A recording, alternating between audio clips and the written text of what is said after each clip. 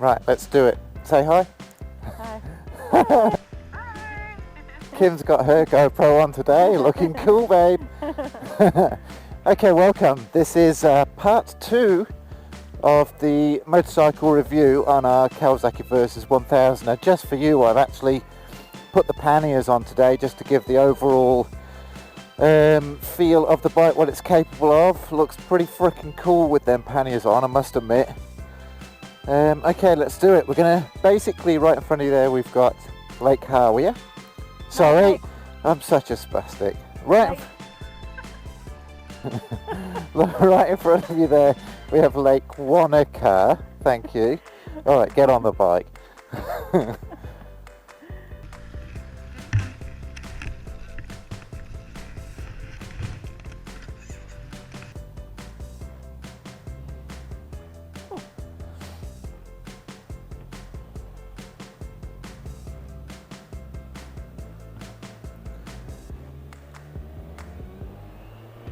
Right, after that awful start, let's carry on. Basically what we're doing is we've started at Lake Wanaka and we are going to take a little trip about 15-20 minutes to Lake Hawea, which is the next lake.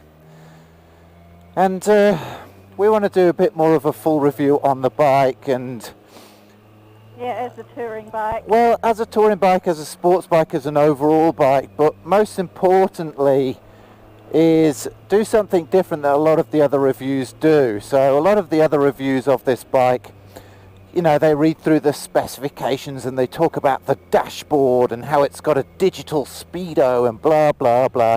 Really boring. Actually, what people really want to know is how the bike feels and is it a good bike? You know, does it ride nicely?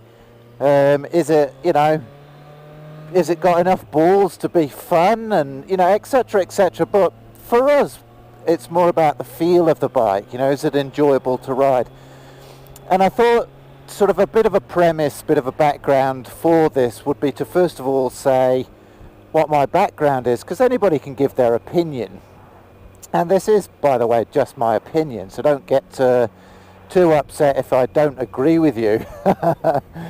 But essentially I've had sports bikes for the last 20 years. I've had GSXR 1000s, GSXR 600, GSXR 750s, Repsol Honda, CBR 1000 RR, and this is our first bike that we bought for the two of us. Let's start like that, because Kim just got totally fed up of being perched on the back of sports bikes, gripping on for dear life, doing stupid speeds. And as I've got a little bit older, I've realised, hey, you can have just as much fun on a bike, going a little bit slower, a little bit smoother, and enjoying the ride, instead of having to go at breakneck speeds everywhere. So essentially what we wanted was a bike that felt like a sports bike but had the ability to do a bit of touring, to actually strap a pannier on and maybe even come with a top box as standard, you know, and be able to do all these extra things that a normal sports bike just doesn't do well. And the number one thing of that is the two-up. You know, there's very few bikes that are sporty, lightweight, and will, you know, happily do two-up.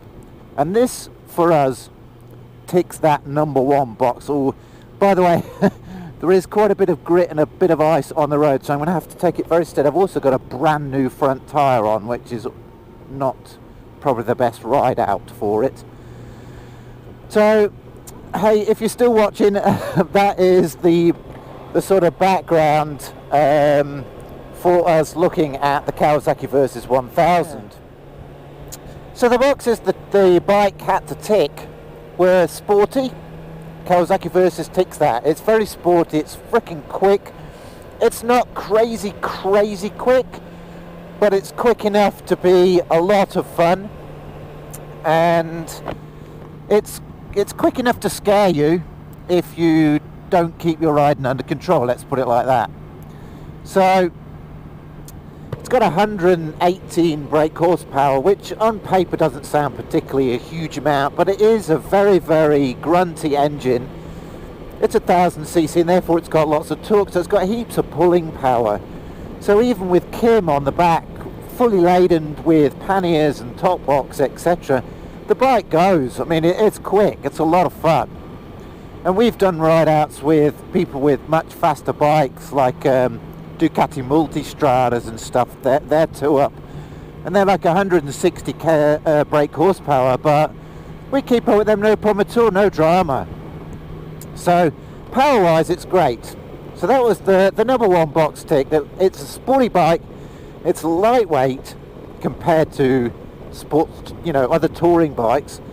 Excuse me. And it's grunty, but the thing that we really love about it the most is it's such a capable bike touring, two up. So, I can go out at weekends with my mates and absolutely crank it. It just frickin' flies by myself. Or I could throw Kim on the back and off we go, and we go away for the weekend. So it's kind of a bike that is just a two-in-one bike. It does a bit of everything for not particularly a huge amount of money. I mean, they're not cheap, let's be honest. New bike for us was about $25,000 with the panniers and everything on it. Oh, it is a bit nippy, isn't it? It's freezing. Yeah. I was just saying earlier on, this will probably be the last ride out for us for a couple of months. There's ice on the road. We have to be very, very careful going around corners where the trees have covered the road. Yeah, because the ice just doesn't melt. I don't know whether you can see down my speedo there. It's 4 degrees today, which it's a bit nippy. Especially on a bike. Yeah, and my fingers are feeling it. I need to get some heated grips. Ah, yes, yeah. I do need some heated grips, sure. That's for sure. And probably some grip covers, them handlebar covers. Oh, yes. Yeah. No, anyway, what we were saying. Talking about the bike being a great all-round bike. And, yeah. You can go out and have fun on your own, or we can go away for the weekend on a good touring bike. It's a really good all-rounder, pretty much. It is, and I think that's its number one benefit is, if you're ever going to have one bike in the garage that does everything, this is it. Yeah. Well, there's no question about that. So yeah, the number 2 point, and by the way, we have got a couple of negatives which we'll get to. Oh crikey, this is just pure ice on the road there. We have got a couple of negatives. They're not huge ones, but we'll get to that in a minute. The seat got quite slammed by a lot of people. Didn't like it, not comfortable. And to be perfectly honest, I've got to completely disagree. The seat is incredibly comfortable. It's a really wide, large seat. You like the seat, babe? I love the seat. Yeah. The Pillion seat's so comfortable. So the Pillion seat's great. Sorry, I cut you off there. Carry on. It's just so comfortable. It's really big. Plenty of room, and it's just, I just love it. It's very, very comfortable. And the other benefit that you have is it comes standard with top box on the back. Sorry, I correct myself. We had to buy the top box, but it comes standard with the top box mount and the handlebars, which is a big plus for us. I mean, there really wasn't many other bikes out there that did that. There's not sporty ones anyway. There were only real full-on touring bikes. The top box has a really nice padded lumbar support. So yeah. It's really comfy to lean up against. Right, I'm going to go really slow around this corner because this will be bloody icy. Yeah, there we go. Ice in the middle of the road. Ooh, crikey. It's all good, it's all good. Take your time, babe. Yeah. Sorry folks, it's just a bit of an intermission there as I navigate the ice. It is an absolutely epic day though, so It's nice to get out even on a day like today. And just another testament to the bike. I mean, it's really not having a problem. So it's sporty, it's comfortable, it's got a great seat, it's grunty, it goes really fast, it's screamer. When you get it going, it screams. It's great. It looks freaking awesome. It has panniers that are huge. It has a top box which is huge. They look cool. So far it's looking pretty good. Like, overall the bike's pretty flipping awesome. You know, it has great brakes. I can't think of anything else, like, off the top of my head that I could really just rave about. It's just generally an all-round brilliant bike. I mean, I just can't fault it. It handles just so beautifully. It's amazing. And, you know, it's not got like super flash suspension, Olin suspension. It's not got super flash brakes, but it goes well. It just feels great. All right, we're just about through the icy bit. It's very manoeuvrable, isn't it? It's super manoeuvrable. Even with all the panniers and top box and everything on Yeah, it, on the yeah. back. No drama. As for my first video, you saw the extras I've put on it. They have made a big difference. I mean, the bike just is even better with them extras. Now, I think that's it. Have you got anything else you want to add on what's good about it? Well, I just think from a Pillion point of view, it's probably the best bike I've ever been on. Yeah. And it's definitely, they've been very careful with the design. They've thought about the Pillion quite carefully. They have, And yeah, that's very true. put a lot of work into the, you know, the strength of the rear seat and how the Pillion will fit and the Yeah. top box, and just yeah, awesome. My only negative would be with the panniers on and the top box. It's quite hard to get on. Yeah. But that's probably true of pretty much every bike yeah, with... that's probably, yeah. yeah, because it is quite high. Yeah. And the Pillion seat's up quite high, so... Yeah. But that's pretty much the only thing I can think of. Which brings me to my one negative, and that is, Kawasaki, why have you made it so high? It is quite a high bike. That's about 150 millimeters of ground clearance. I might be wrong, correct me if I'm wrong, guys. The seat's really high, and I understand why they've done it. You know, it's supposed to be the sort of the adventure bike, but it in all honesty, isn't really an adventure bike. It's, look at that. I just looked up, this is the Hawea Dam. Yeah, that's freaking amazing. That's the Hawea Dam down there, and that is over there, Lake Hawea, Yeah. with the mountains in the background. It is, I reckon, for me, and I'm 5'10", it is about an inch too high, and I do struggle at lower speeds through towns, etc. A lot to do because it is also, as well as being high, quite top heavy. Is that a massive negative? It's a little bit of a qualm. It's sort of, you know, if I had to choose something, that would be the one thing that I would choose. It is just a little, I'm on tippy toes a lot of the time. Yeah, so at low speeds around town, you've got to be quite careful. You have got to be careful, and yeah, look, I have dropped it once, and it was basically due to the fact that, you know, at low speeds I was really struggling at, you know, doing really simple manoeuvres. It is one of them things I've got used to. You know, I wouldn't drop it now, it's no big deal, and in fact the height doesn't bother me at all now, but on first buying the bike it was a real big deal for me. I got quite upset about it. I was like, oh crap, you know, I should have bought a more low down sporty bike. But now it's not so much of an issue, but it's definitely something for the shorter blokes or ladies that you should consider.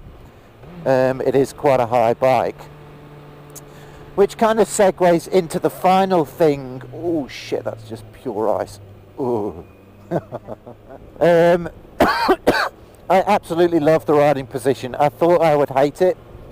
I really wanted a forward-lent, sport bikey type feel, and I admit I was wrong. This riding position is just, I feel like I'm on a police bike, for want of a better sort of visual view of how it looks.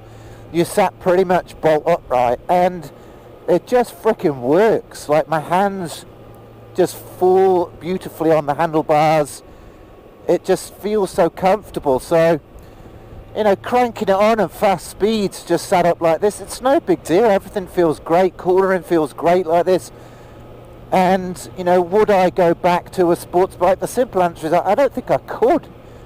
I don't think I would ever need to buy a sports bike, purely because this does that, and it has the benefit of just such an awesome riding position. You're sat upright, it feels really natural, it feels like a motorbike should be like this. I'm just going to pop around this corner and turn around. Okay.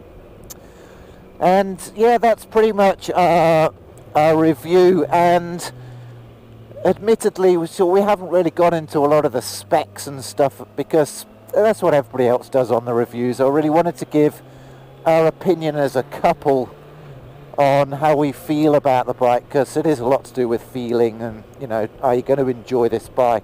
Is it going to feel nice? Oh, my thumb is absolutely turning to ice. My fingers are frozen. Yeah, I'm just going to turn around here. We'll go and get a coffee, eh? Oh my gosh, yes. Alright, sounds good. So, that's it, folks. That is our little brief full review. This is what I'm talking about. Quite difficult to do the manoeuvres, especially when you can't put your feet down because you're on tippy toes. And here we are at Lake Hawea. Might just quickly say that the panniers and the top box have quite a lot of room. They're huge, aren't they? And the panniers, the side panniers, have really cool little bags that you can take out and stick all your stuff in and squash it all back in there, and it's quite roomy. Considering that the Kawasaki is supposed to be at the lower end of the market, you know, money-wise, I think it's just the best bike. Like, I've done so much research, so many hours and hours and hours of looking at specs and weights and horsepower, and does the bike rattle, and do the handlebars feel nice, etc. And we feel that we made the right decision going for the Kawasaki. We really, really ummed and ahed about it for months and months and months, and we looked at so many other bikes, the VFR 800, the Z1000 SX, we even looked at the Multistradas, we looked at all these other bikes, the BMWs, and most of them were not as good and much more expensive, and didn't look as nice, or quite into it looking nice. So yeah, to basically conclude, to sum up, we're very, very happy with this bike. We love it. We know that it's got a huge following. The Versys1000.com website, there's hundreds of guys on there. They've got the bike, they love it. You know, it's got a reputation as being a very reliable bike that everybody seems to love. So there you go. There's my bit of spiel. So that's basically it, guys. That's us for probably 3 months, because we're about to get fully iced in here. You can see the mountains up ahead there. We're quite low here, and even they've got snow on them. So yeah, there you go. Thank you very much for watching. Thank you for everybody who's subscribed. We're just really amazed with how many people have subscribed. We did not expect it to have such a, so much interest from you people. So thank you very much, sincerely. Thank you, guys. Keep watching. We'll hope to have some more videos on the way. I'll see if I can park it around the corner here. Oh no, that was probably a bad idea. No, I can just go up here, it's fine. Okay. And yeah, thank you very much. I'm going a bit of a frickin' roundabout way here. Oh, I'll have to go round. Just go round. See a little bit of Hawea. Yeah. Won't take long. This is it. Blinking a little bit. Yeah, that was the big metropolis of Hawea. It's a tiny, tiny little town on just the most flipping beautiful lake. Right there in front of us in the distance is the Southern Alps, which are all snow covered. Thank you. And we're just going to pull into the little cafe here. Just pull into the... On the left. On the left here. Yeah. I don't think there's a spot. Oh yeah, right here. In front of these four-wheel drive dudes. You see all their four-wheel drives covered in mud. Okay, we'll do a quick walk around the bike, shall we? Just to show everybody. Jump off, mate.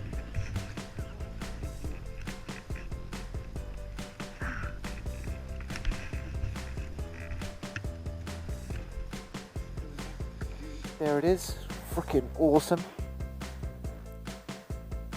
Hopefully you can see all that. Wave. Okay guys, thank you for watching. That's us signing off. Till next time. Till the sun comes out and warms us. Yeah, my fingers are cold. I can't feel them at all. Alright guys, see you later. Thanks for watching. Cheers, bye.